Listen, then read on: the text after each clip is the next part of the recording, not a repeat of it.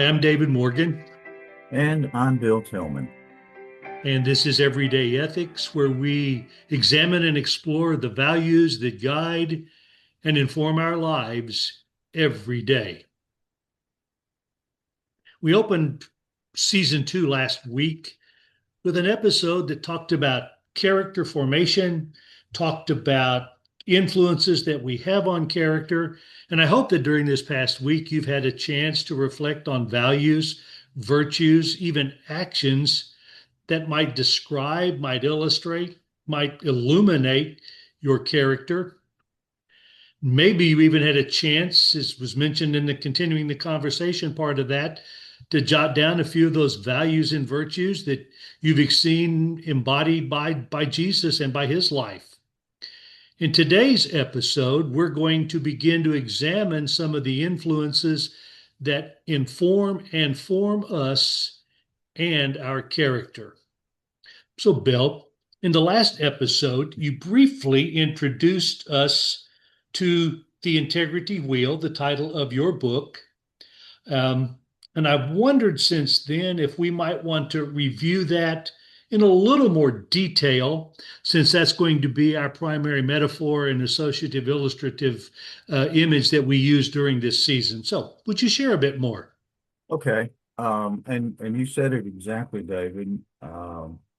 Metaphor, associative device. That's the idea behind the book title. And decided back there to use a wheel. I mean, it's something that at that time, using a chalkboard, I could draw on the board.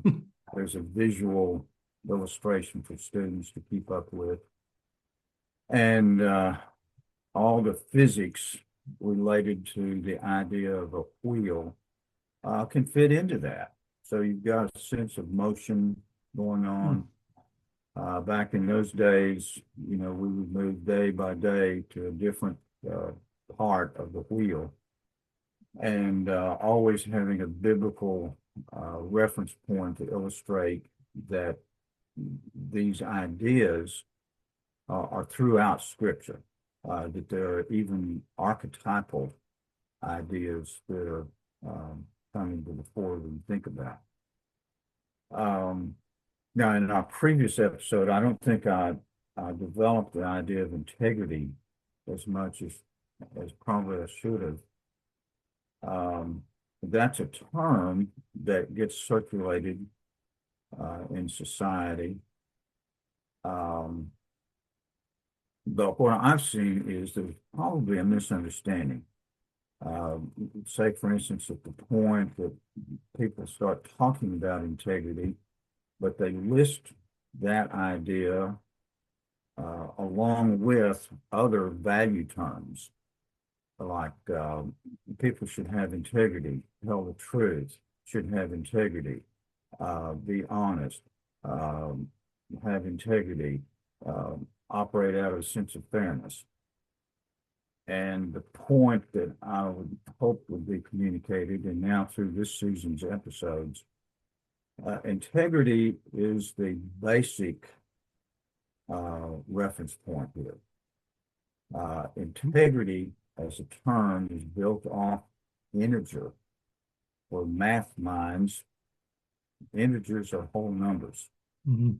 And integrity is meant to convey here is the package.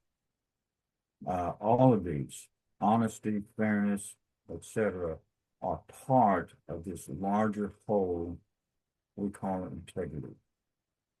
So there's one's character, how one behaves with oneself and with others, Mm. uh, out of a sense of wholeness. Uh, it's very possible through this series now that we will display to some people, in some areas, they lack a sense of wholeness. And our hope is that we can give some suggestions. How can we get more balance in there? So, a quick review. Um, there's the book title. We're using a metaphor to convey some deeper kinds of ideas. Theological, we hope that comes through strongly as well. Well, the fact that we are devoting an entire season to character formation, and Yeah. influencers suggests several things to me, and I think you mentioned these in your book. One of those is that it's a process that we are Oh, involved yeah. in, as well as Right. the complexities associated with that. I mean, I am, have lived most of my life, but I'm not the same person I was when I was 18. Yeah. And I Yeah. hope when I'm 80, I will be a different person even than I am now because of the process. Is there anything about process and complexities, that you might add? I just, I know we need to, those are things we need to consider. And we don't want our Yeah. listeners to go away thinking, oh, here's a step one, two, three, you do all of these things. It's No. definitely more complex than that. No. We're dealing in models, illustrations, particularly reference points that we'll make out of the Bible. Okay. Um, how some people in another time have acted. Now, I just use the term archetypal, and the intent behind that is these are things that you can recognize throughout human history. Mm.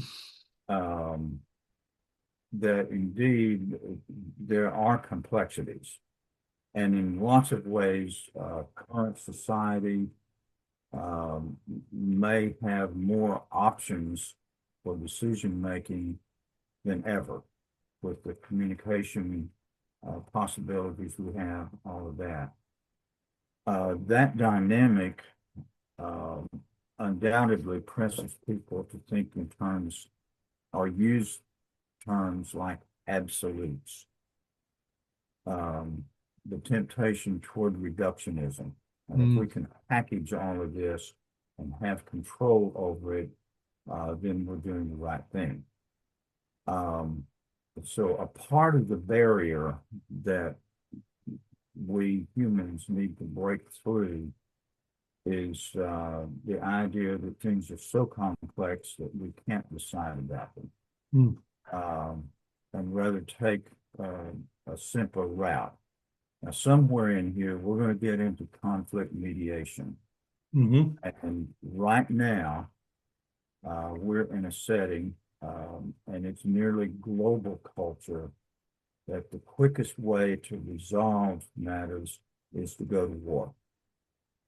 Um, and apparently, almost unthinkingly, not giving consideration to the ramifications of what's happening globally, economically, um, on and on.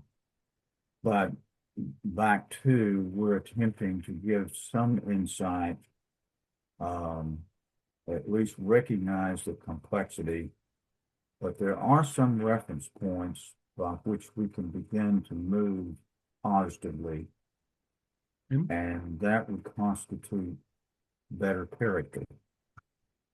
Mm. Well, you mentioned the wheel. You and I have talked about this before as well, and you talk about the hub of the wheel Yeah, being the moral center, yeah, and we've talked about that being, in some ways, for Christians, the moral center is God, the yes, Holy One, yes, Holy One being a term that is used by Isaiah, and in your book you use the as an example, the Isaiah 6 passage where Isaiah is called as a prophet. yeah. Um, let's chat about that passage for a moment. Okay. It's a Well, down in Isaiah 6, 1 through 9, there comes out, uh, there is a description of the characters that began to appear.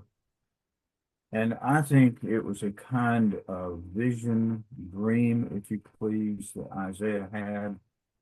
But there were figures, seraphim, cherubim, and they began singing. And their term was holy, holy, holy. Now, in the Hebrew language and theology, anytime a term is repeated, it's not an echo, it's an amplification. Right. By this time, Isaiah would have been well schooled in the idea of God, Jehovah God, being holy. And that idea is however we can identify God, there is a perfection about character and beyond perfection. And you could go back as far as Leviticus 19, and there are verses there, 9 through 18, that give a description of the expectation on God's part of the Hebrews, that they were to be holy as God is holy. And that is spelled out in day-to-day activity. That's interesting to me. So holiness, lean into what one knows best as doing right by others, being good, finding a peaceful, contented state. And for the Hebrews, that was shalom. So all of these things begin to tie together. But back to the vision of Isaiah, if you want to pursue that some more, there's some of the shaping parts of this vision that he had. And we'll go to the next episode. Out of this emits calling to Right. Isaiah. But the point is for him, here's the hub of the integrity wheel, if you please. Okay. And I don't know that Isaiah ever used a wheel. Now, that was Ezekiel that used the wheel idea. Right. But here's the hub, primary reference point of life. Jehovah God, that through his upbringing, the high points of their culture, this is holiness. This is the aim of life, to lean into and participate in that goodness. And practiced, one becomes better. One begins to be pieces of holiness. Imagine. Yeah, really. Well, as we've mentioned before, I worked as an adjunct Christian studies professor at one of our local universities.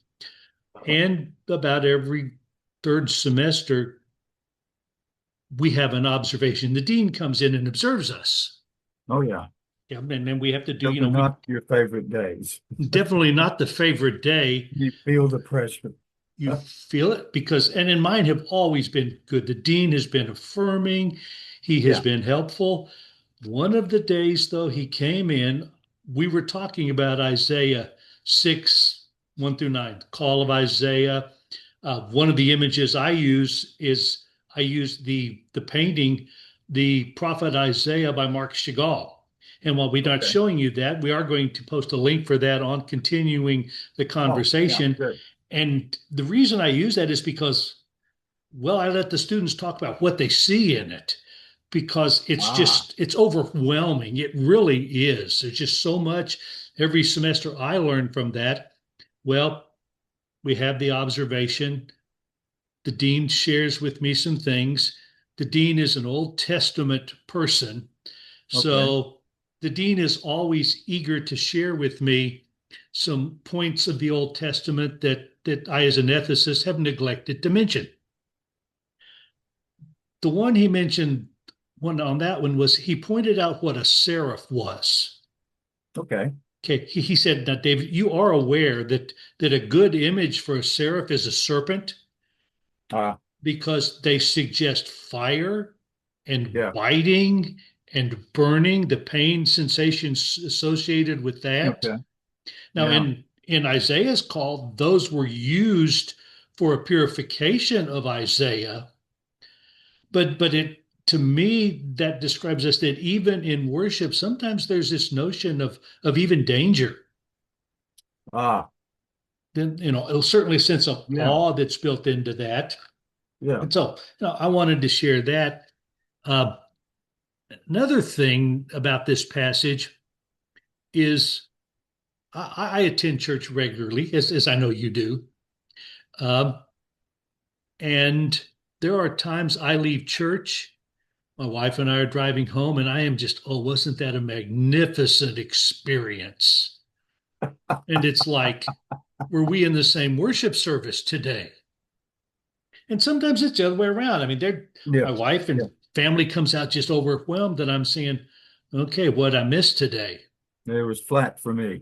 It is totally, and I think about this passage and I wonder if, it's said in that temple context, Yeah, if in the in their carrying out of the sacrifices and the rituals and liturgies and music associated with that, if that vision that Isaiah had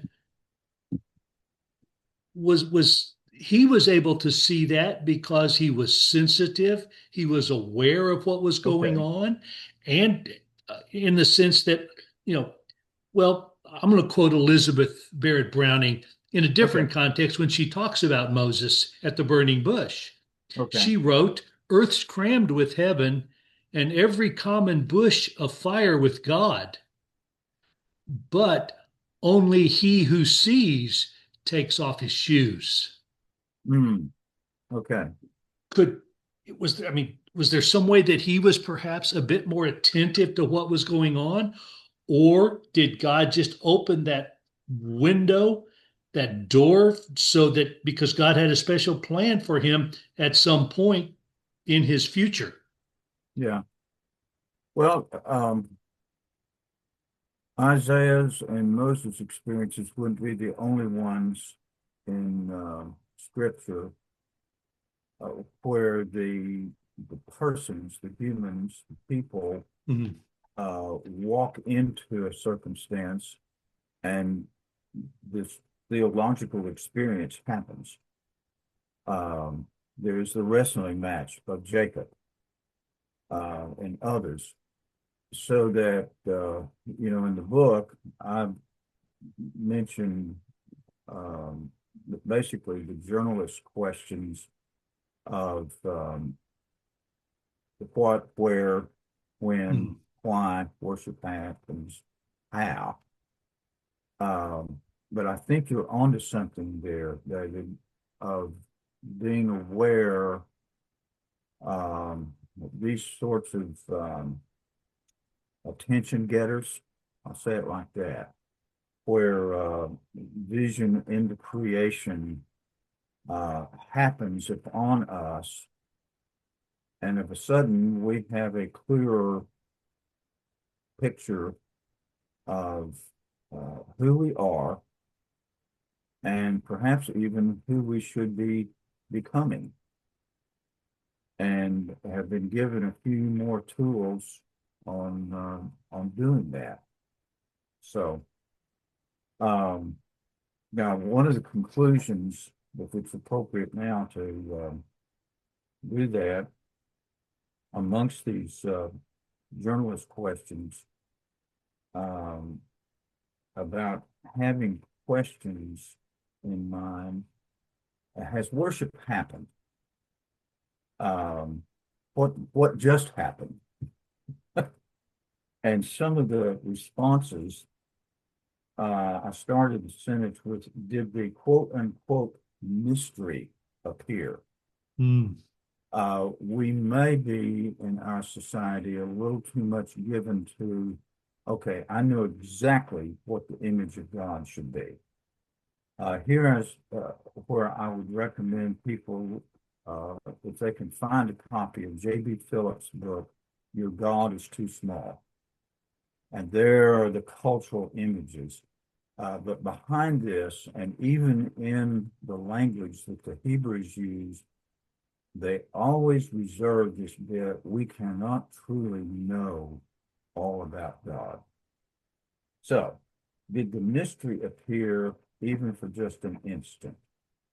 Did a clearer perspective about life or some facet of life become apparent?